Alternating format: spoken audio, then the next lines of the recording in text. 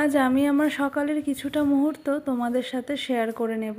নমস্কার, আমি ঋতিকা নিয়ে চলে এসেছি আমার সকালের কিছু মুহূর্তের একটা ছোট্ট ভিডিও। সকালবেলা উঠে বিছানাটা ভালো মতো ক্লিন করে নিয়ে চলে এসেছিলাম রান্নাঘরে, কারণ মা বলেছিল সমস্ত জলের বোতলগুলোতে জল ভরে নিতে। তাই জল ভরে আমি কিছুটা জল খেয়ে চলে আসলাম বেডরুমে এই বোতলটা রেখে সোজা চলে আসলাম ছাদে।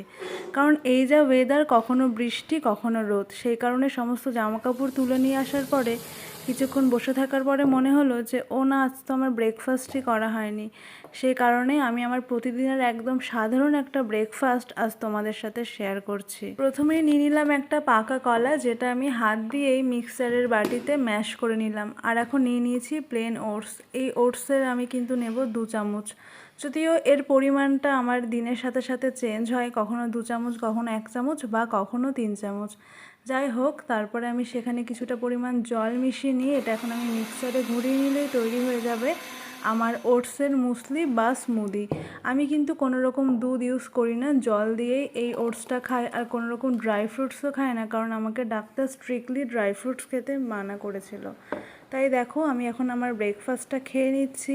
আর আজকের এই সকালের মুহূর্তটা তোমাদের কেমন লাগলো সেটা তোমরা জানিও। দেখা হবে আবারও নতুন কোনো ভিডিওতে।